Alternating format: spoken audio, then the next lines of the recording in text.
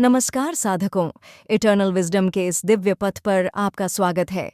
पिछले भाग में हमने सृष्टि के जन्म, ओम के प्रथम कंपन और पंच तत्वों की रचना को समझा। आज हम उस रहस्य की ओर बढ़ेंगे जो सदियों से लोगों को आकर्षित करता रहा है। देवताओं का जन्म कैसे हुआ और शिव ही प्रथम गुरु क्यों हैं? एक गहरी सांस लें और चलिए इस आध्यात्मिक यात्रा को शुरू करते हैं। पंच तत्वों के बनने के बाद ब्रह्मांड अब एक खाली मंच नहीं था, वह तैयार था चेतना को रूप देने के लिए। ब्रह्मांड की ऊर्जा धीरे धीरे सक्रिय हो रही थी और अब समय था पहले दिव्य अस्तित्वों के जन्म का। शिव पुराण कहता है, पहले तत्व बनते हैं, फिर उनकी शक्तियों का प्रकट होना शुरू होता है। यही वह क्षण था जब देवत्व ने अपना आकार लिया। सबसे पहले प्रकट हुई ब्रह्मा की चेतना। वह सृष्टि के संयोजनकर्ता थे। शिव की अनंत चेतना से निकले और ब्रह्मांड को रूप देने के लिए आगे बढ़े। इसके बाद विष्णु का प्राकट्य जो पालन और संतुलन की ऊर्जा थे। फिर महेश्वर का पारदर्शी रूप जो संहार नहीं बल्कि परिवर्तन की शक्ति है। लेकिन इन तीन मूल शक्तियों के बाद शिव पुराण कहता है कि देवताओं का विस्तृत परिवार अग्नि, वायु, आदित्य, रुद्रगण, वेद की देवियां धीरे धीरे पंच तत्वों से निर्मित हुए। हर देवता एक तत्व और उसकी ऊर्जा का प्रतीक है।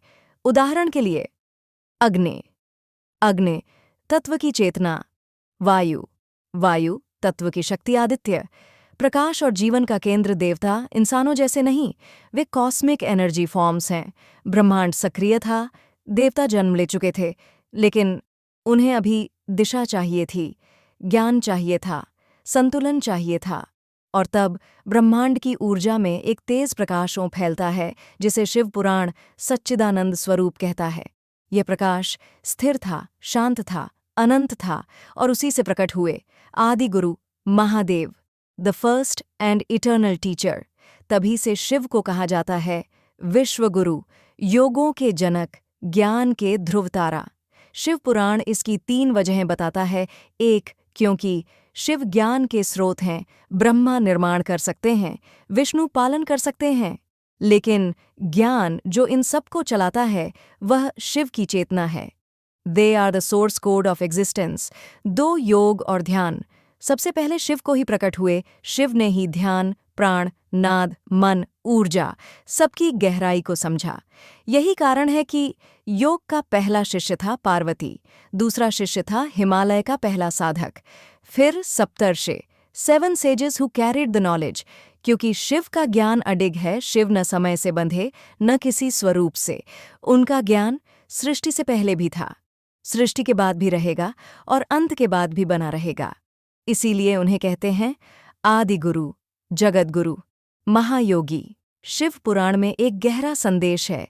देवता शक्तिशाली थे, लेकिन संतुलन शिव ने सिखाया, तपस्या शिव ने सिखाई, धर्म शिव ने सिखाया और अहंकार का त्याग यह भी शिव का ही मार्ग था। क्योंकि ज्ञान बिना शक्ति अंधी होती है, इसलिए शिव पहले गुरु भी हैं और अंतिम सत्य भी।